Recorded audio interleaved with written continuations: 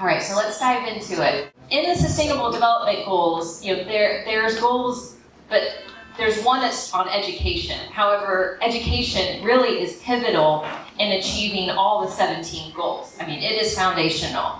And we have to have an awareness about the Sustainable Development Goals. We have to know how to implement some of the strategies to achieve the Sustainable Development Goals. So we think about our role as designers of educational programs, as teachers, as administrators supporting education. Education has a pivotal role in us achieving the SDGs. So this grid of 17 SDGs, 4 is the quality education SDG, which is to ensure inclusive and equitable quality education and promote lifelong learning opportunities for all. And like I said, it is essential for realizing all of the other SDGs. By 2030, now this is within that Sustainable Goal 4, so this is the target outcome 4.7. So if you go and look in the SDGs website and you drill down into 4, you'll see a number of outcomes. 4.7 specifies that we want to ensure that all learners acquire the knowledge and skills needed to promote sustainable development. So it's not just about providing access to education, it's about being trained in how to promote sustainability. That's built into the education sustainability goal.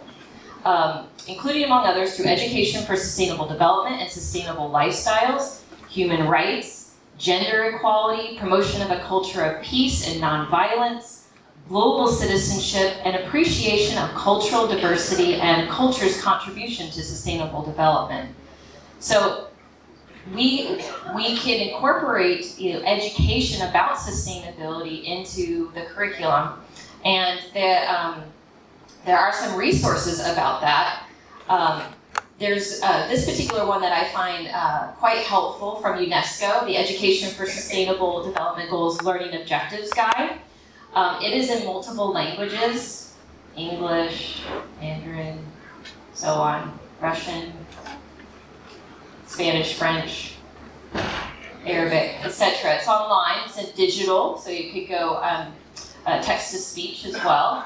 But I put a shortened link there because it was a longer link. It's another bit.ly link, SDG-LO, L being for learning, O being for objectives. If you want to grab it, or you can Google SDG learning objectives, and it'll take you to this guide. So this guide talks about how we might identify teaching objectives based on those 17 sustainable development goals, and it has them in 3 different domains. I'm going to show you that. So I'm using this guide kind of as a starting place for developing curricula, and I'm going to go a little bit deeper into how do we do that through the UDL lens. What's interesting in the front material of the guide is that it talks about it's not just the content, but it's how we teach it.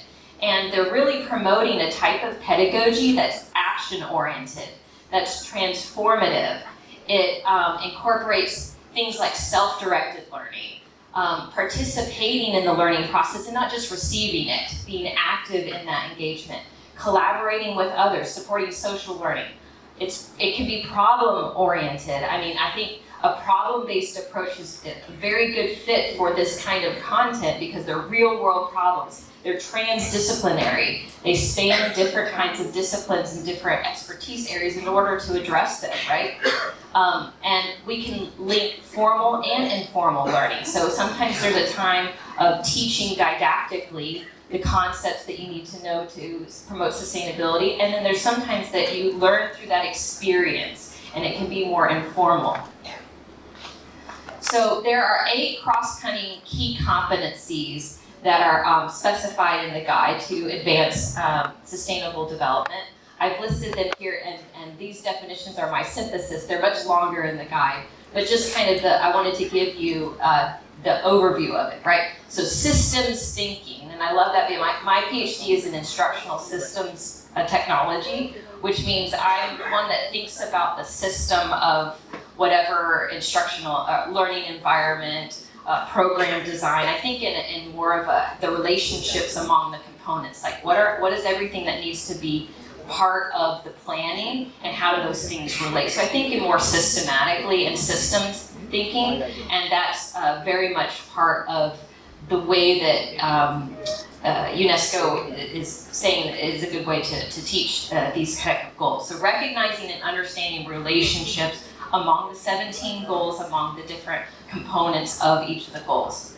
Anticipatory, so evaluating the futures of the possible, probably, and desirable. So how could we set things up to be more sustainable? A lot of the achievements of sustainability we're not going to achieve immediately. So we're planning for long range, like reforestation. We plant, but we're waiting 30 years or more to have the outputs of that.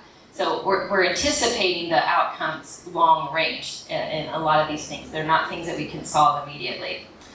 Normative is understanding and reflecting on the norms and values that underlie one's actions.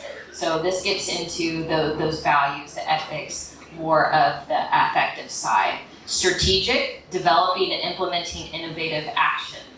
Collaborate, I'm just going to move through these. Collaboration is showing empathy and participatory problem solving. So we're not going to solve these things on our own. We need each other, we need to expand our expertise areas, we need to span geographically across the networks. These things need to be done collaboratively, and we can support social learning in the ways that we teach this content. Critical thinking, of course. How do we think about questioning and reflecting on the values, the practices, the actions? What things are being done that are in contrast to sustainability, and how do we need to change?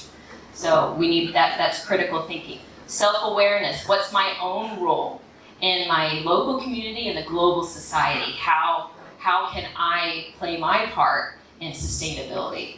And then finally, integrated problem solving, so developing viable, inclusive, and equitable solution options. And I love those words because we're an inclusive education focus here, and that's even built into the approach of sustainable goals that are not Sustainable Goal 4, they're in other areas, but still they have that inclusive and equitable language tied to them.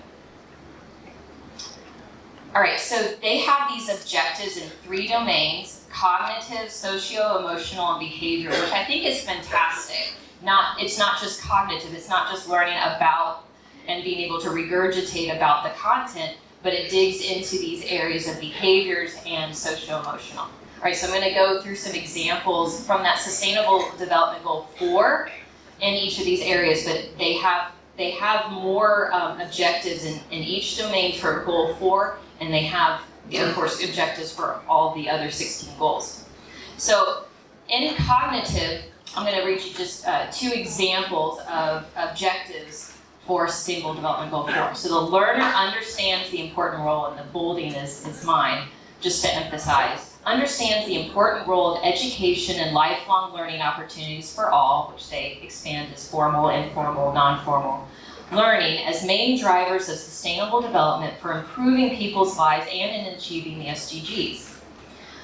The second one that I pulled that I thought was really interesting is the learner understands the important role of culture in achieving sustainability. So you could take something like this and connect it, and how does it connect into something that you're currently teaching? This can be an objective to pair with that. Before I go to the next one, they do use the word understands. It's not my favorite word for a learning objective. I like using words in my objectives that are visible, right? So that I can observe, that I can create some kind of assessment that's tied to it more directly. So I prefer not to use the understand because I can't really see the understand directly. I'm more literal than that.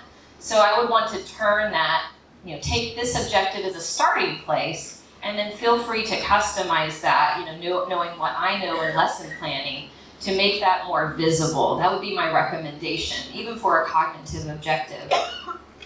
All right, so socio-emotional, and I've highlighted what I think is the crux of them. The learner is able, through participatory methods, to motivate and empower others, to demand and use educational opportunities. Again, we're still within SDG 4. And the learner is able to recognize the importance of their own skills for improving their life, in particular for employment and entrepreneurship. So socio-emotional can have a range of, how complex it gets. It can start with something like awareness and recognition, appreciation, and go into more, the motivation and the empowerment, the deeper areas. So there's a range of verbs that we might use here. Socio-emotional can be difficult to assess. Oftentimes I'll turn a socio-emotional objective into something that is a pairing of cognitive objectives that they kind of go together, right? So I can make that internal appreciation more visible. What would be indications that a learner is motivated and empowering others? What's the evidence of that? And so then I might tweak that objective to be more directly connected to my assessment. Behavioral. So the learner is able to contribute and facilitating and implementing quality education for all, and ESD and related approaches at different levels. So they don't have to do the whole thing, but they can contribute, right? So that I thought that was really interesting. And then they're able to use all opportunities for their own education and to apply the acquired knowledge in everyday situations to promote sustainable development. So I loved how in these two, it kind of showed that there's ways that the learners can be invited into this space. There's a great framework that I love to use with my students from Lav and Wenger. That's the participation. So you're inviting people to kind of come alongside. They step in. They are mentored.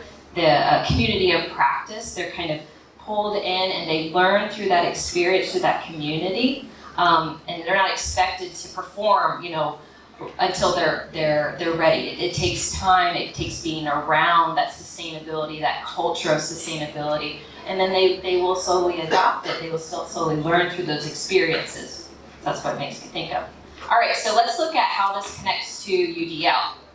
So if we take one of those cognitive objectives, the learner understands the important role of education and lifelong learning opportunities for all as main drivers of sustainable development for improving people's lives and in achieving the SDGs.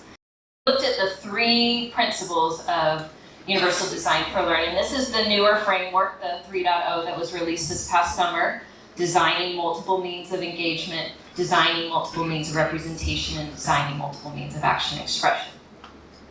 So I am posing some questions, just some reflective questions that you might consider as you're thinking through that lesson plan or connecting this objective into some other kind of content that you're teaching. So in what ways can the building of learners' emotional capacity be incorporated into the design of the instruction? And then you might see ways that you can refine that instructional strategy to support the emotional capacity intentionally. I might not have considered that in my design when I first was just thinking about what do I need to teach, what's the content, what do I need to accomplish in this lesson, and take a step back and think, what about the emotional capacity aspects? So it's a reflective kind of question. I love doing that with the Universal Design for Learning framework, approaching it in this way rather than thinking of it as a list of things that I need to check off everything to do. So that would be the engagement area. In the representation area, I might take a step back and say, in what ways could multiple ways of knowing and multiple ways of meaning making be cultivated?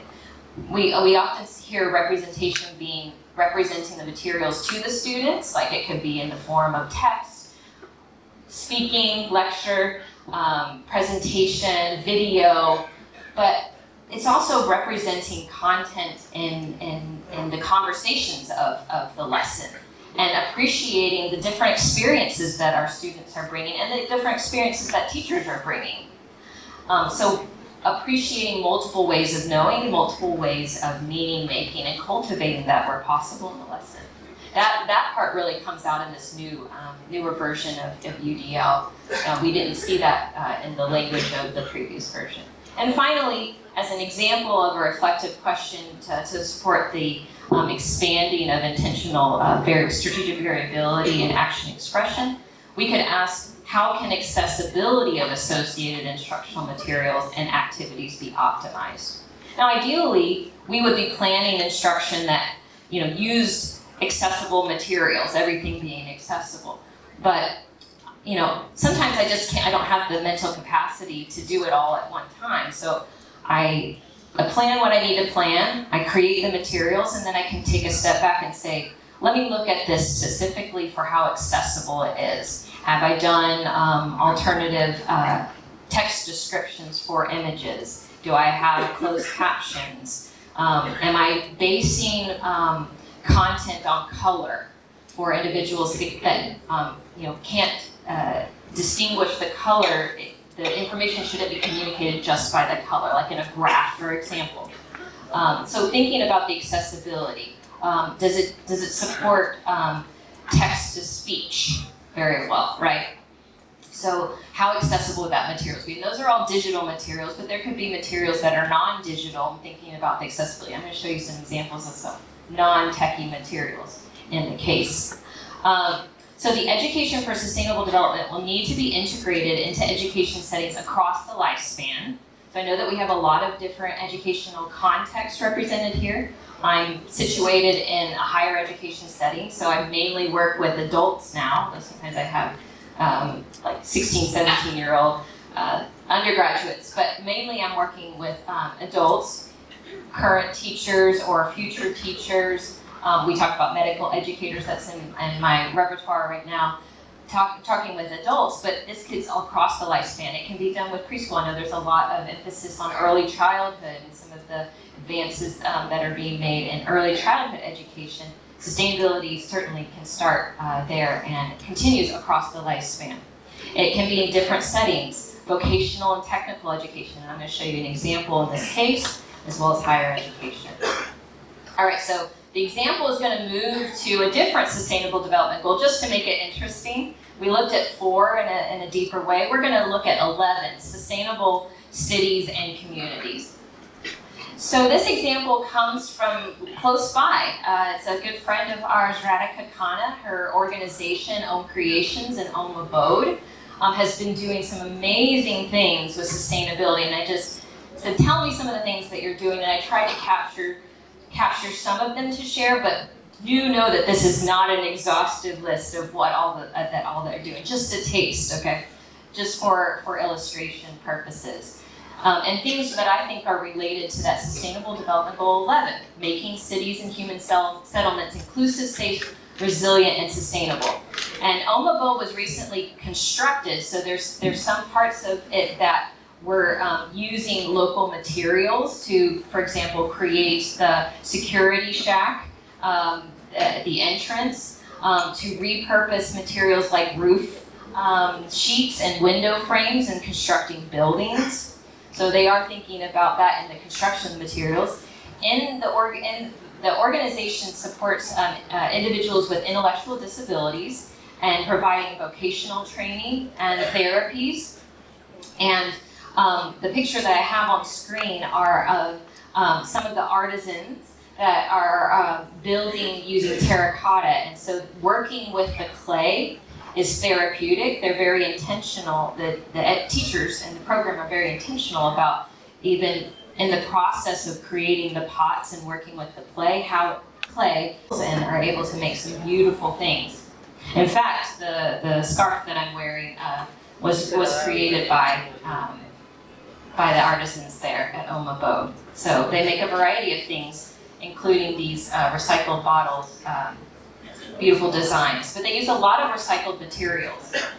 Here's a couple of pictures on the cow dung biogas project.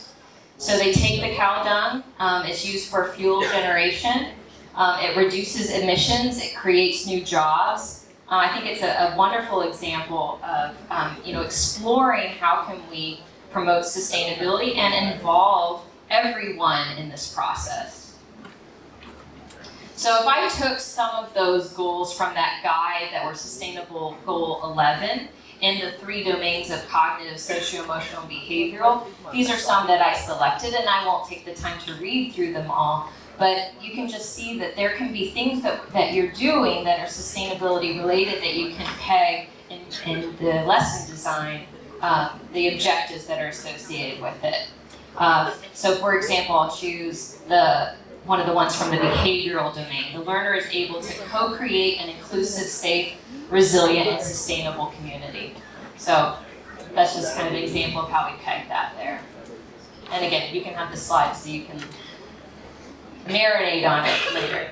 All right, so connecting these to the UDL principles, we might take that an objective, this one's in the cognitive domain, that the learner knows the basic principles of sustainable planning and building. We can identify opportunities for making their own area more sustainable and inclusive, and we can ask ourselves these questions to expand strategically in the areas of engagement, representation, and action and expression. So we can take that idea of strategic variability and that there are different ways of knowing, there are different ways of meaning making, there are different ways that we can support diverse learners, and we can incorporate that into our lesson design. And this is a picture of a group picture of some of the artisans from Home Abode. I think that these kinds of real-world examples provide us, show us how opportunities for problem-based transdisciplinary learning really promote that understanding of SDGs in practice. And so too, a framework like Universal Design for Learning really can help us do that mindfully to support all learners, that it doesn't have to be, sustainability isn't just for a subset of the population. Really, everyone can be involved in promoting sustainability, and we can develop knowledge, attitudes, and competencies in this. And there's the slide again if you want to grab the whole deck. Thank you very much.